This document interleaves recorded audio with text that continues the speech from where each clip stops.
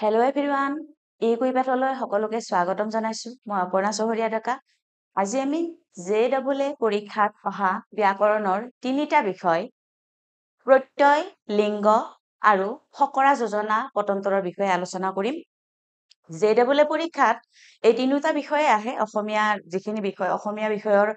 প্ৰশ্নখিনি এই তিনিটা বিষয় আহে ব্যাকৰণৰ বিভিন্ন বিষয়ৰ লগতে আমি আগতেতো বৰ্ণ কাল এনেকুৱা কৰি বা ভুল বাক্যৰ উদাহৰণি বিপৰীত শব্দ সমাৰ্থক শব্দ সন্ধি সকলোবিলাক আলোচনা কৰিছো আৰু তাৰে লগতে এই প্ৰত্যয় লিংগ আৰু ফকৰা যোজনা পতন্তৰ আদিও আহে গতিকে আজি আমি এই ফকৰা যোজনা পতন্তৰ বা লিংগ প্ৰত্যয়ৰ বিষয়ে আলোচনা কৰিম গতিকে আমি ভাবছোন আজি ইয়াৰে বিষয়ে আলোচনা কৰো প্ৰথমে আমি প্ৰত্যয়লৈ আহো প্ৰত্যয় হৈছে প্ৰকৃতি বা মূলৰ লগত বিভিন্ন অৰ্থত যিবোৰ বৰ্ণ বা বৰ্ণ সমষ্টি যোগ হৈ নতুন শব্দ গঠন কৰে তাকে প্ৰত্যয় বোলে প্ৰত্যয় হৈছে কি প্ৰকৃতি বা মূলৰ লগত বিভিন্ন অৰ্থত যিবোৰ বৰ্ণ বা বৰ্ণ সমষ্টি লগ হৈ পেলাই বিভিন্ন নতুন নতুন শব্দ গঠন কৰে তাক প্ৰত্যয় বুলি কোৱা হয় এই প্ৰত্যয় হৈছে যেনে ধান যুগনি ধানটো হৈছে প্ৰকৃতি বা মূল তাৰে লগত আমি এওনিটো লগাই দিছো গতিকে এইটো ধাননি হৈছে নতুন শব্দ এটা গঠন হৈছে তেনেকৈ কাণ্ডটো মূল শব্দ তাৰে লগত আমি উৰাটো লগাই দিছো গতিকে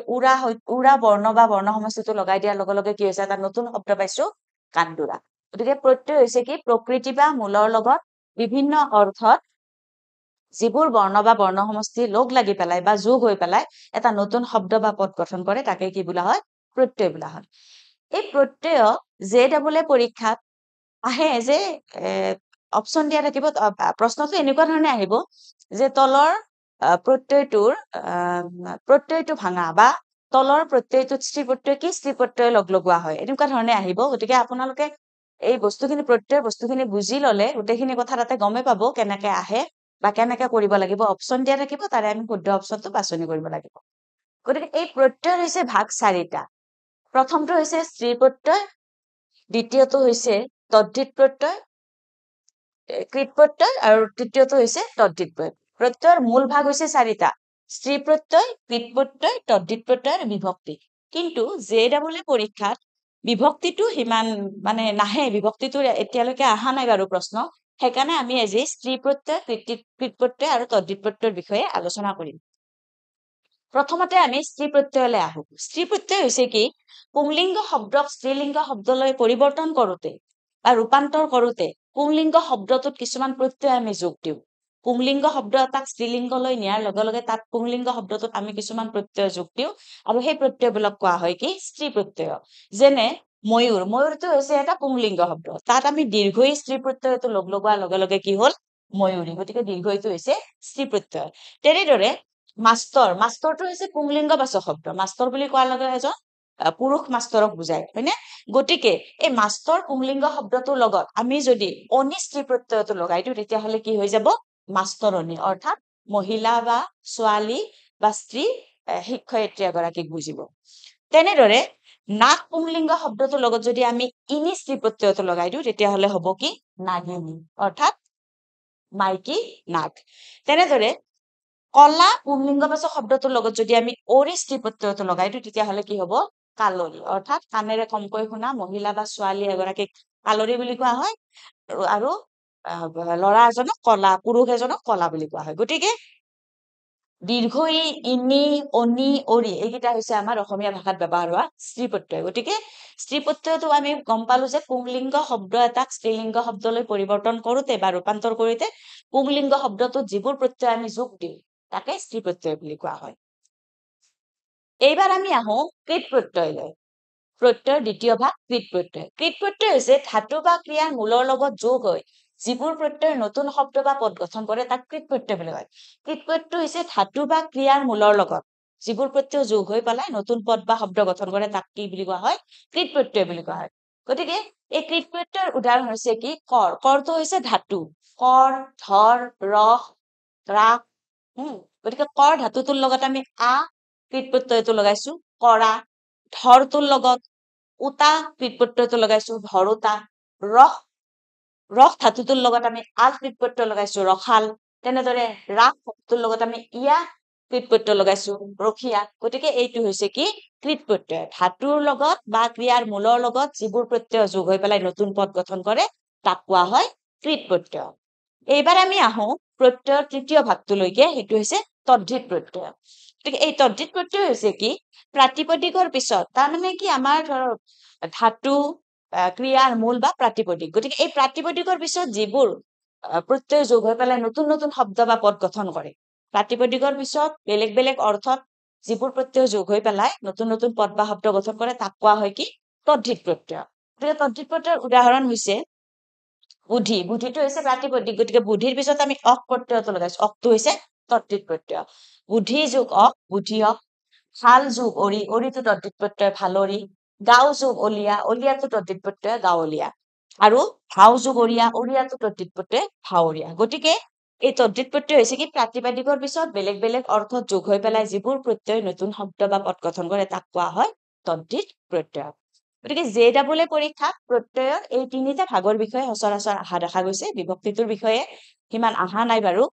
গতিকে আমি আজি প্ৰত্যয়ৰ বিষয়ে আলোচনা কৰিলো আশা কৰো সকলোৱে উপকৃত হৈছে এইবাৰ আমি আহো JEE পৰীক্ষাত অহা ব্যাকৰণৰ আন এটা বিষয় লিংগৰ ধাৰণা লিংগ লিংগ হৈছে কি পুৰুষ আৰু স্ত্ৰীৰ ধাৰণা স্পষ্টকৈ বুজাবৰ কাৰণে যি আমি ব্যৱহাৰ কৰো শব্দ কিছুমান ব্যৱহাৰ কৰো তাক কি বুলি কোৱা হয় লিংগ বুলি কোৱা হয় যে পুৰুষ আৰু স্ত্ৰীৰ ধাৰণা স্পষ্টকৈ বুজোৱা ধাৰণাকে কি বুলি কোৱা হয় লিংগ বুলি কোৱা হয় গতিকে এই লিংগ হৈছে কি চাৰি প্ৰকাৰৰ পুংলিংগ স্ত্ৰীলিংগ ক্লীবলিংগ আৰু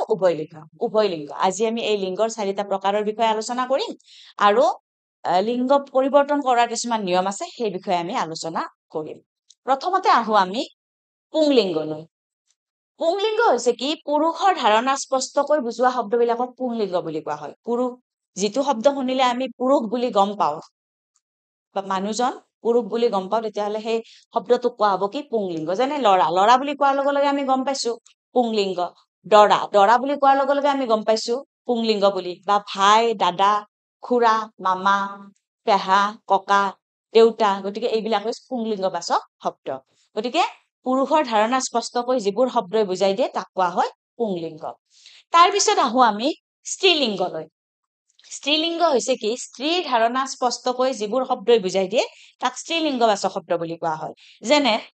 ছোৱালী ছোৱালী বুলি কোৱাৰ লগে লগে আমি গম পাইছো যে স্ত্ৰীলিংগ বাই ভনী খুৰী মা আইতা পেহী মামী জেঠাই গতিকে এইবিলাক হৈছে স্ত্ৰীলিংগবাচক শব্দ স্ত্ৰীলিংগৰ বা স্ত্ৰীৰ ধাৰণা স্পষ্টকৈ যিবিলাক শব্দই বুজাই দিয়ে তাক কোৱা হয় স্ত্ৰীলিংগ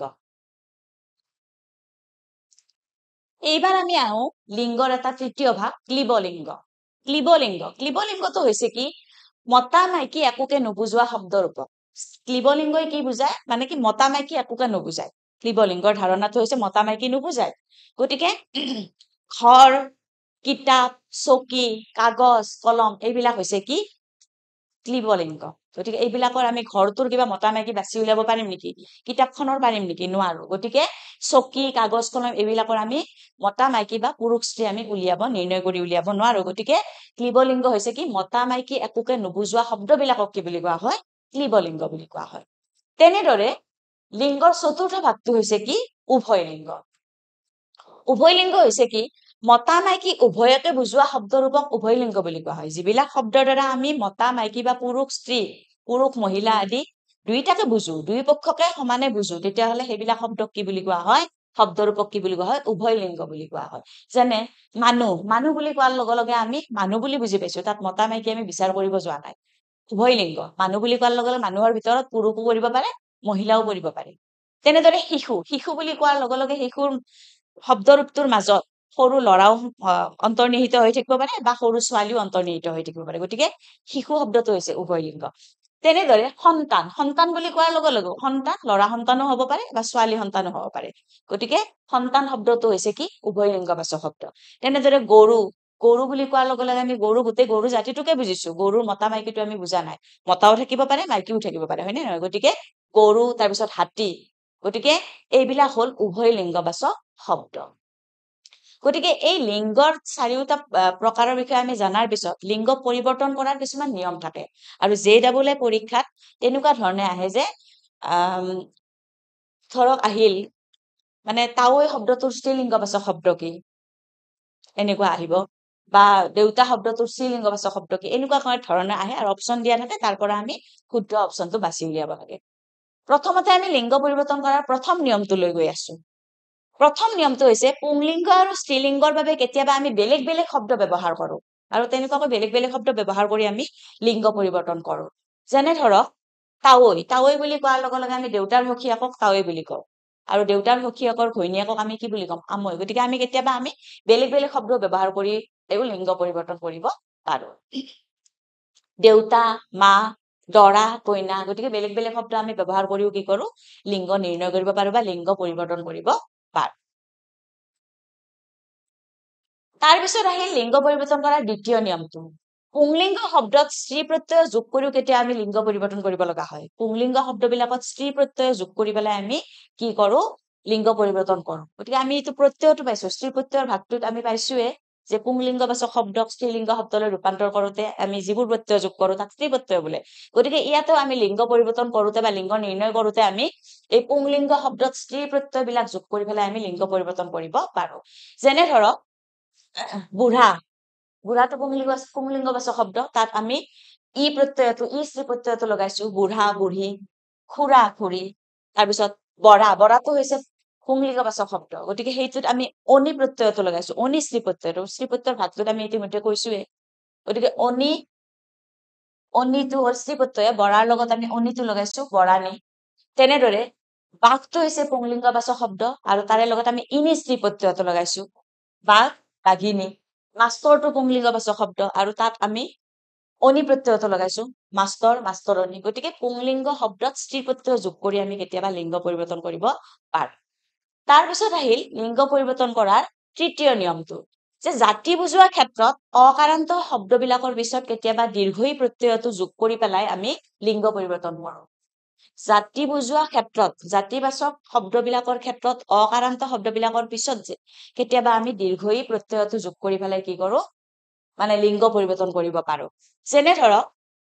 দেৱ বুলি কোৱাৰ লগে লগে গোটেই দেৱতাখিনিকে বুজাইছে দেৱতাৰ সমূহক বুজাইছে গতিকে দেৱ হলে দেৱী ই প্ৰত্যয় লগাইছে দীৰ্ঘইকাৰ হৈছে এইকাৰণে গোপ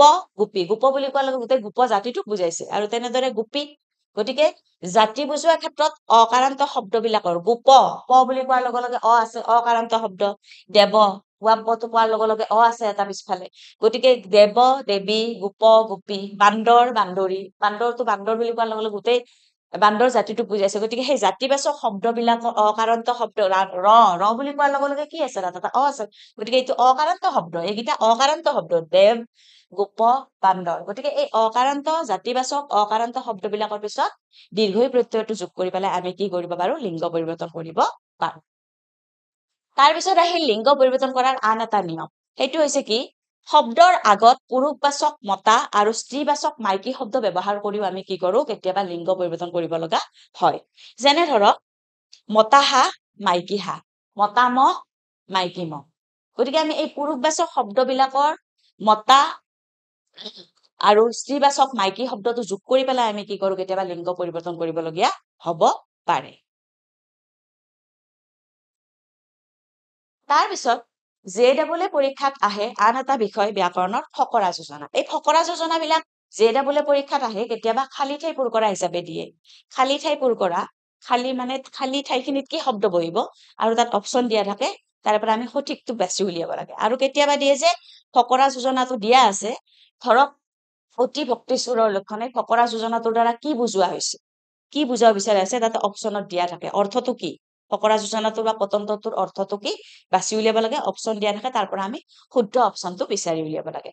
গতিকে আজি আমি এনেকুৱা ফকৰা যোজনা কেইটামান লৈ আহিছো ফকৰা যোজনা কেইটাৰ বিষয়ে আমি অলপ থুলমূলকৈ আলোচনা কৰিম আৰু আপোনালোকক এটা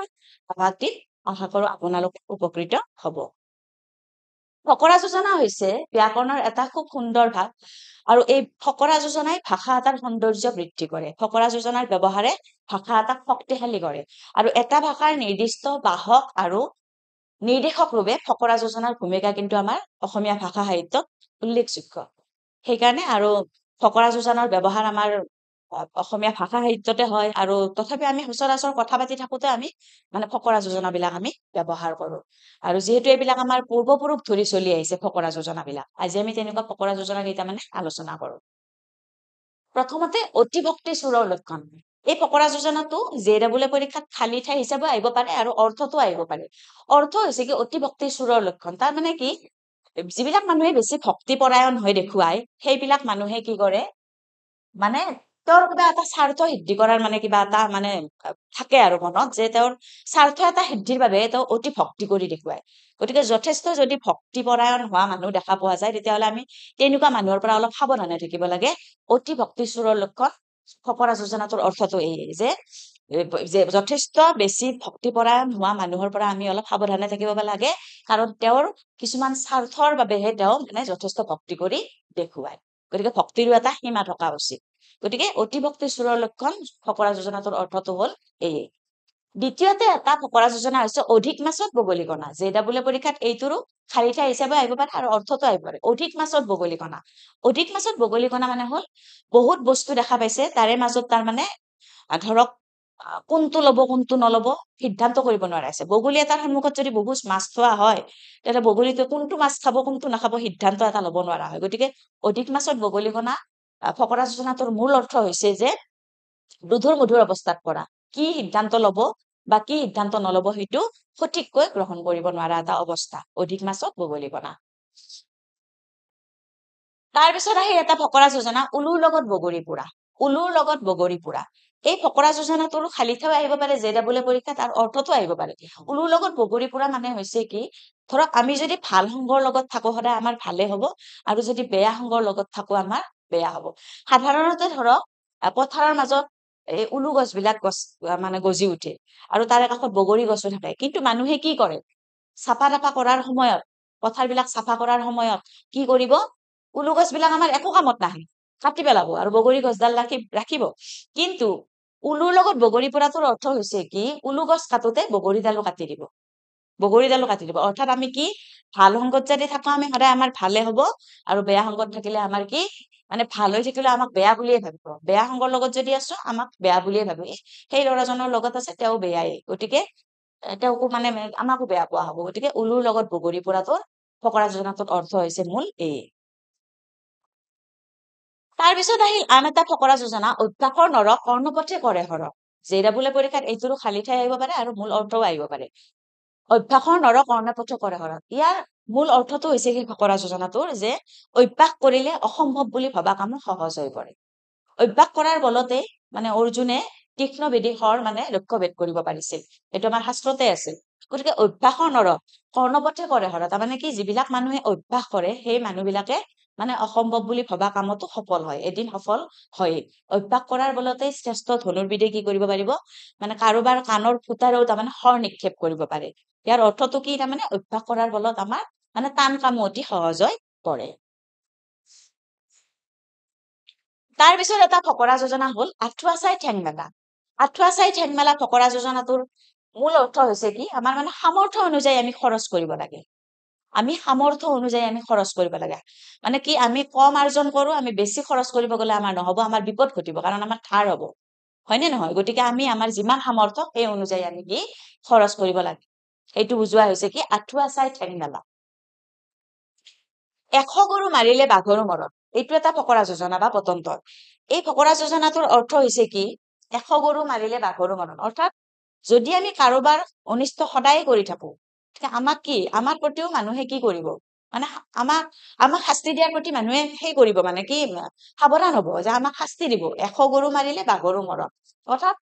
বাঘ এটাই যদি এটা অঞ্চলত গৰু চিকাৰ কৰি খায়ে থাকে গৰু মাৰি খায়ে থাকে তাৰ মানে সেই অঞ্চলটোৰ মানুহে বাঘটোক ধৰিবলৈ তৎপৰ হব ব্যৱস্থা গ্ৰহণ কৰিব হয়নে নহয় গতিকে ইয়াৰ অৰ্থ কি 100 গৰু মাৰিলে বাঘৰ মৰণ যে তুমি যদি কাৰোবাৰ অপকাৰ বা অনিষ্ট কৰিয়ে আছা তোমাৰো এদিন অপকাৰ হব কাৰণ তোমাৰ বাবেও বিহিত ব্যৱস্থা গ্ৰহণ কৰা হব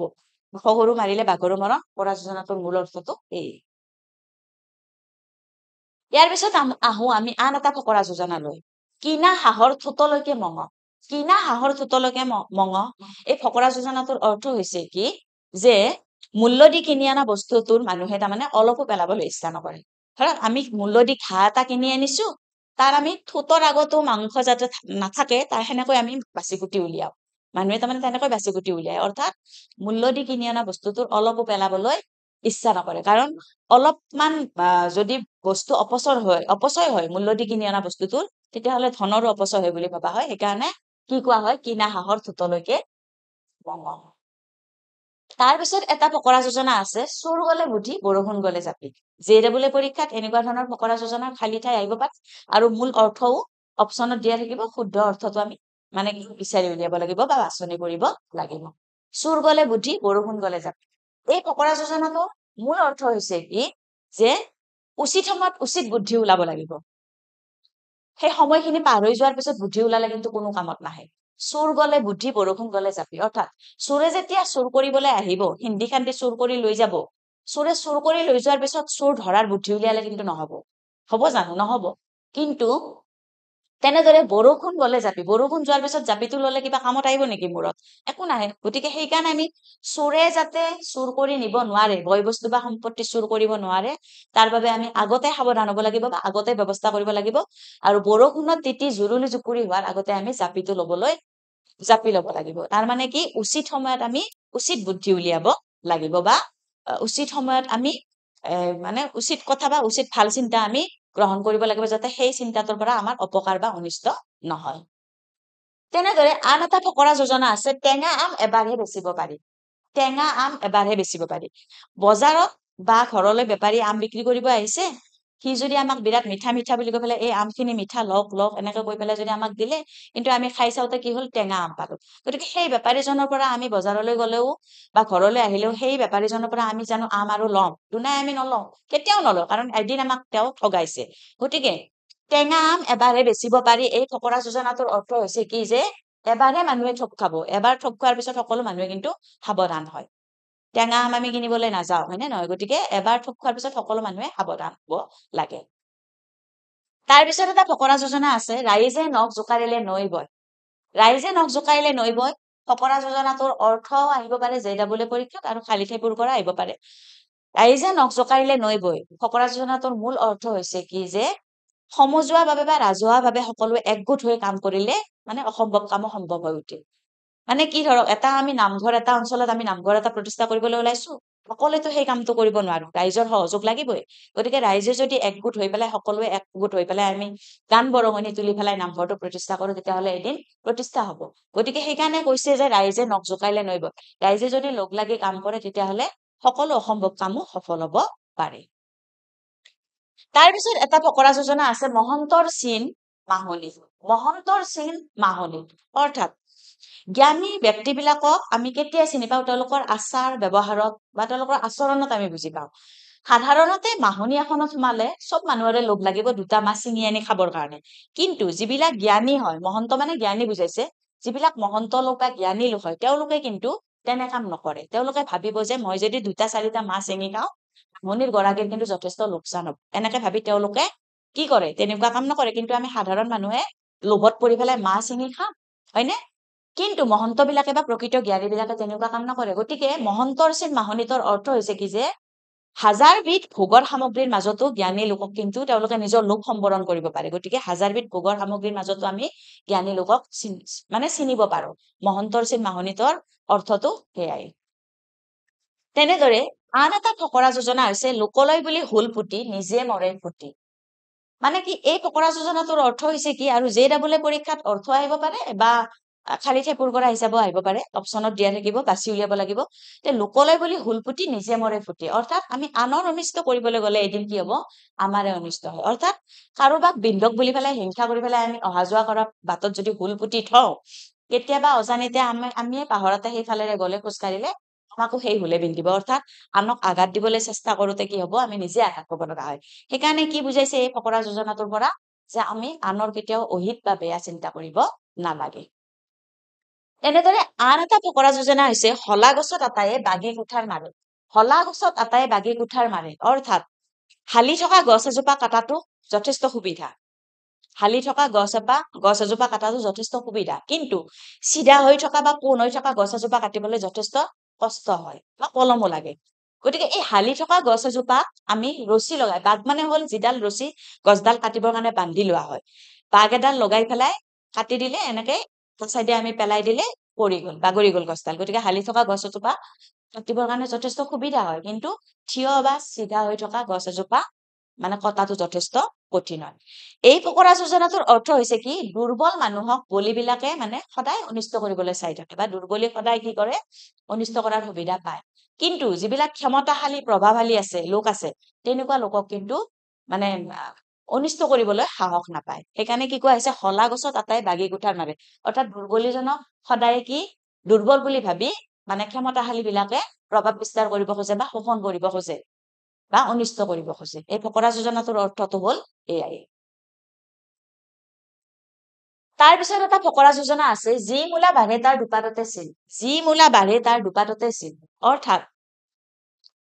মানে কি, মূলা পুলি এটা যদি আমি ৰুওঁ, তাৰ যদি পাত দুটা ওলাইছে, পাতকেইটা যদি ধুনীয়াকৈ মানে সজীৱ হৈ ওলাইছে, কলি পাত দুটা, তেতিয়া আমি গম পাওঁ মূলা পুলিটো ভাল হ'ব। যদি